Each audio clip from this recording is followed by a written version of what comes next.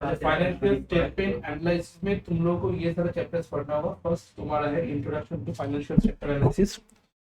उसके बाद हाँ, फाइनेंशियल स्टेटमेंट एनालिसिस तुम्हारा 75 मार्क्स का आने वाला है। इसमें भी तुम्हारा introduction to financial statement analysis, comparative statement and commercial statement and trend analysis, ratio, fund flow and cash flow. ठीक है, तो खाली यही तुम्हारा चैप्टर्स है कि यही तुमको पढ़ना होगा। ठीक है, तो हम लोग ये वाला चैप्टर से शुरू, ये वाला चैप्टर बाद में हम लोग करेंगे, अभी तो ये सब नहीं देखेंगे।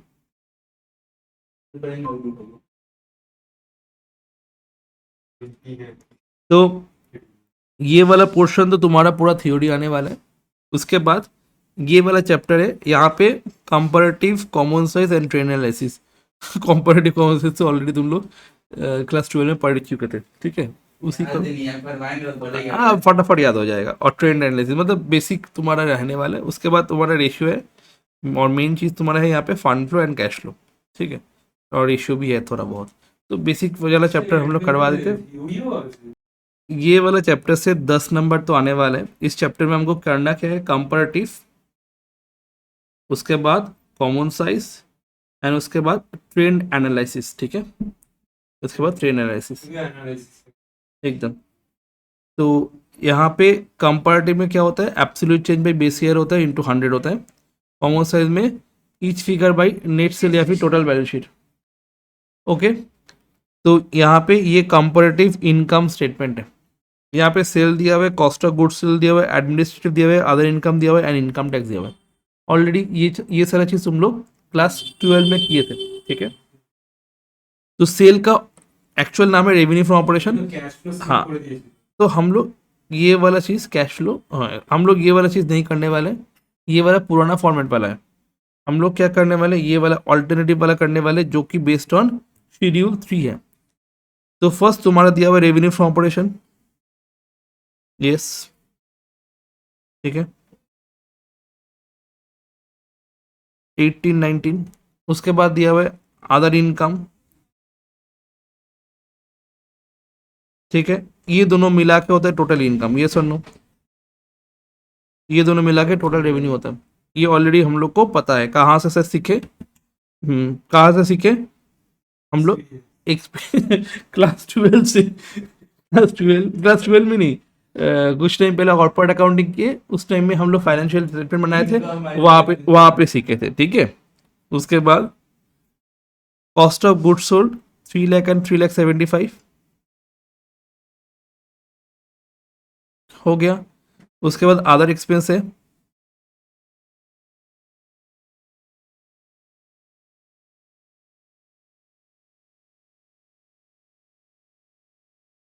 हो गया। यहाँ से क्या मिल जाएगा, टोटल एक्सपेंस मिल जाएगा। टोटल रेवेन्यू से अगर टोटल एक्सपेंस माइनस करेंगे तो क्या हो जाएगा, प्रॉफिट बिफोर टैक्स आ जाएगा। एंड उससे फिर उसके बाद हम लोग इनकम टैक्स 50% दिया हुआ है, इनकम टैक्स माइनस करेंगे तो 30,067 प्रॉफिट आफ्टर टैक्स आ जाएगा। Okay, okay. अब देखो चेंजेस क्या हुआ, चेंजेस क्या हुआ, देखो 1,50,000 क्या हुआ चेंजेस, 7,500 क्या हुआ चेंजेस, 1,57,500। हाँ, क्या हुआ चेंजेस, क्या हुआ चेंजेस, ऐसे करके हम लोग पहले चेंजेस निकालेंगे। ठीक है,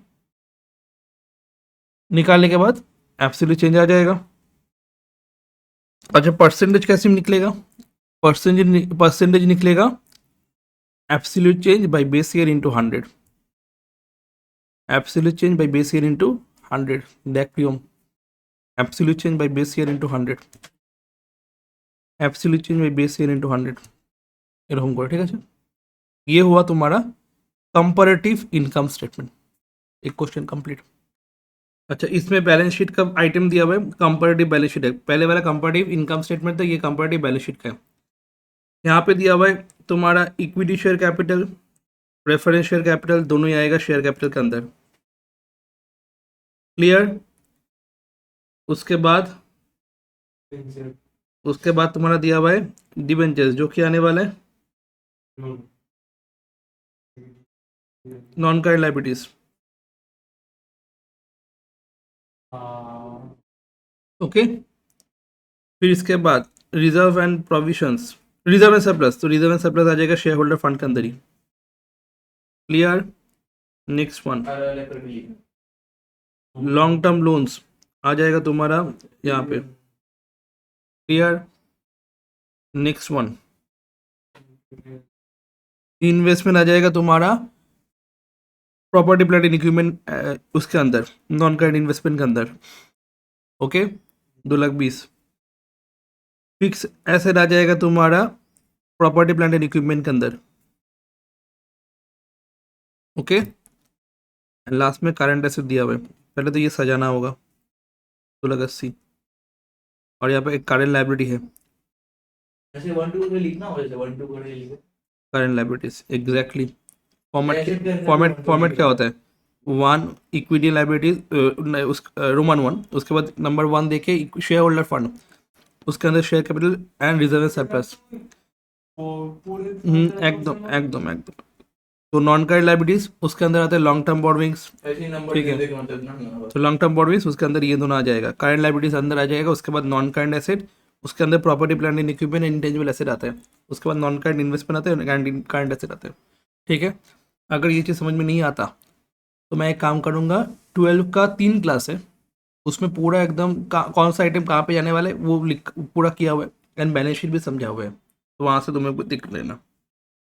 अब अगर बैलेंस शीट पोस्ट हो गया, बैलेंस शीट जब पोस्ट हो गया उसके बाद तो कोई दिक्कत नहीं है, 1,50,000 से 1,00,000 हो गया, -50,000, तो क्या होने वाला है? 50,000 डिवाइड बाई 1,50,000 इंटू 100 कितना होता है? 50,000 डिवाइड बाई 1,50,000 इंटू 100, तो 33.33%। इसको लिखोगे 33.33%। क्लियर? 33.33%। उसके बाद दिया हुआ है 1,00,000 divide by 2,00,000 into 100, that is 50%। Clear? Done? समझ में आ गया? तो क्या हो जाएगा? एब्सोल्यूट अमाउंट, फॉर्मूला क्या हो जाएगा? Percentage change equals to absolute amount divide by base year.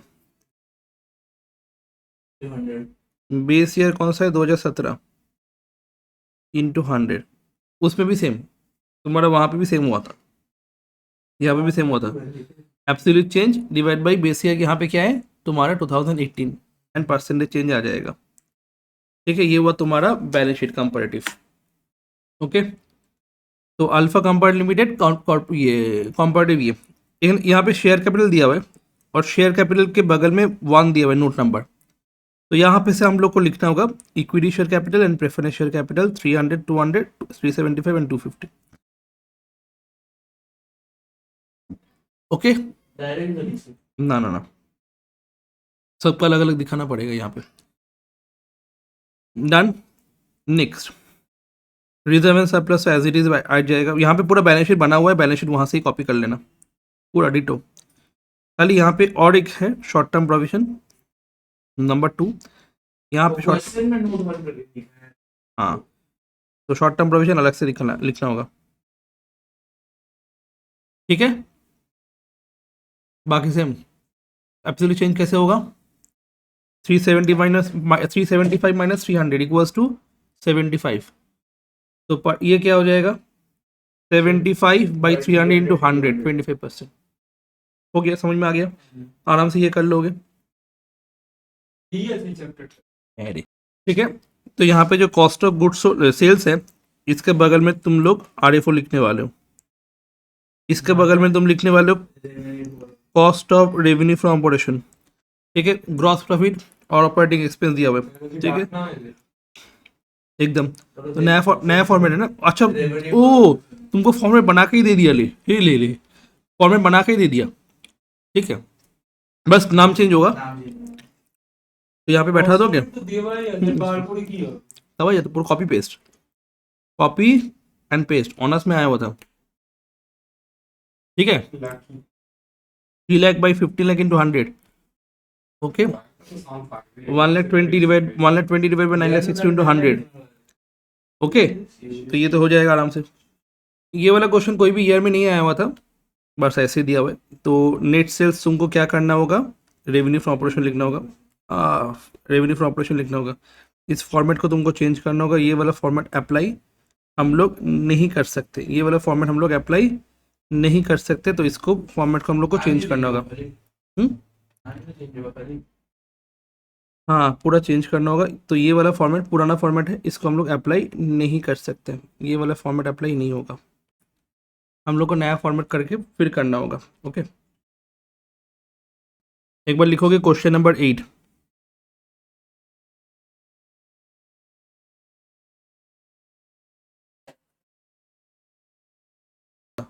comparative income statement for the year ended 31st December 2020 and 2021। ठीक है, यहाँ पे तुम्हारा फॉर्मेट होगा रेवेन्यू फ्रॉम ऑपरेशन वाला, सॉरी इनकम स्टेटमेंट वाला।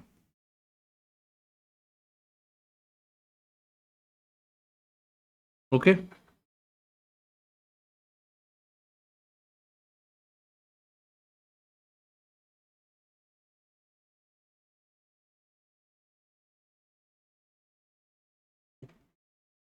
Percentage change, absolute change 2021 2020। Okay,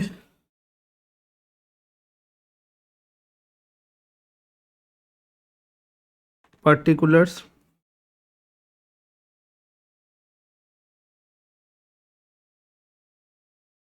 okay, particulars उसके बाद लिखोगे तुम लोग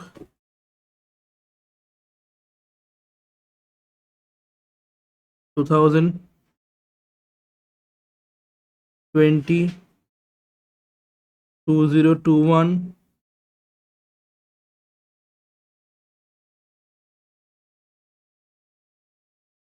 absolute change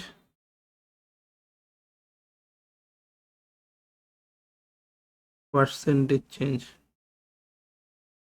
ठीक है, और रुपीज़ है तुम्हारा 000 में,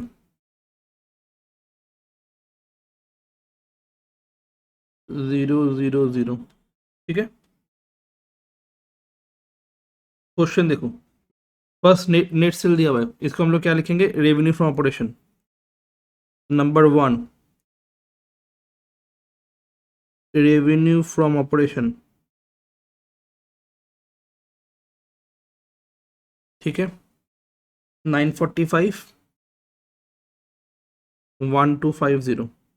ओके, नंबर 2 अदर इनकम। ठीक है, अदर इनकम क्वेश्चन में कुछ भी गिवन नहीं है, तो डैश डैश, फॉर्मेट ही खाली करवाएंगे, परसेंटेज एब्सोल्यूट चेंज तुम लोग खुद ही कर लोगे, कोई दिक्कत नहीं उसमें। इसको टोटल करोगे तो क्या हो जाएगा, इसके टोटल करोगे तो क्या हो जाएगा, टोटल रेवेन्यू, यहाँ पे लिखो। नंबर 3 टोटल रेवेन्यू कैसे हुआ, 1 + 2। ओके, 945 1250, ये हो गया। इसके बाद हम लिखेंगे नंबर 4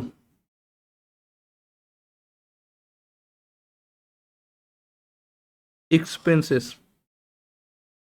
ठीक है, एक्सपेंसेस, पहला एक्सपेंस दिया हुआ है cost of material, cost of revenue from operation.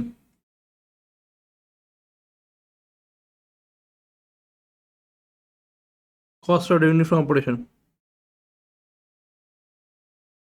Cost of revenue from operation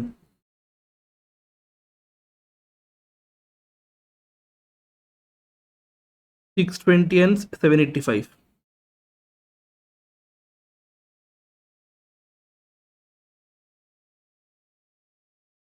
okay,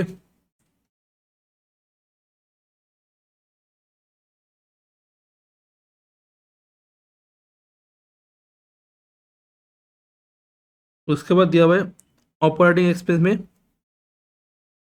office and administrative expenses and selling expenses. Cost of material consume हो गया। इसके बाद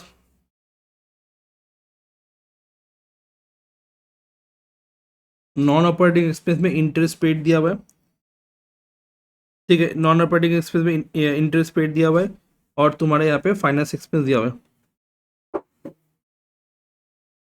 ओके, तो इंटरेस्ट पेड को लिखोगे फाइनेंस कॉस्ट,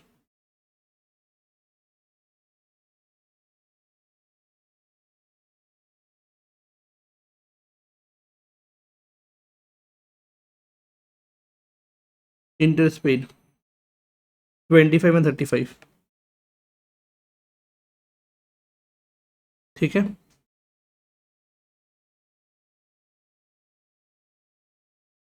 उसके बाद आ जाएगा other expenses,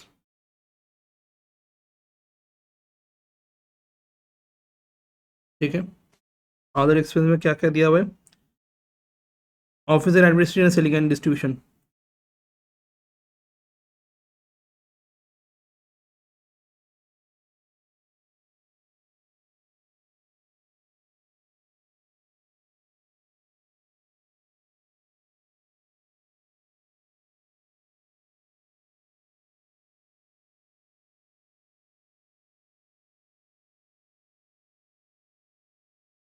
ninety, 105, 45 and 52।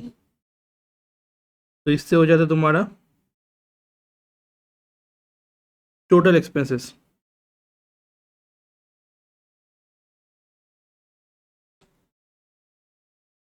Number 5, profit before tax, 3 - 4 कितना होता है यहाँ पे, 620 प्लस करो, 620 प्लस 25 प्लस 90 प्लस 45, 780, 785, 35, 105, 52, 977 माइनस 1250, 273, और यहाँ पर जाएगा 945 माइनस 780, 165। ইনকাম স্টেটমেন্ট হ্যাঁ, দেখুন মাঝে বুঝতে পারলি রে, ঠিক আছে। এখন ফোকাস করলাম। ओके, लास्ट में तुम्हारा दिया हुआ है लेस टैक्स, इनकम टैक्स जो है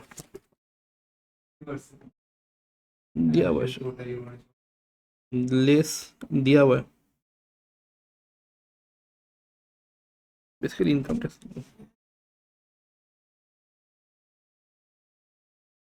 इनकम टैक्स कितना दिया हुआ है क्वेश्चन में, 55 एंड 60, बिना कुछ किए तो 55 एंड 60, ठीक है। नंबर 7 आ जाएगा प्रॉफिट आफ्टर टैक्स 5 - 6, 110, 213, ये हुआ फॉर्मेट।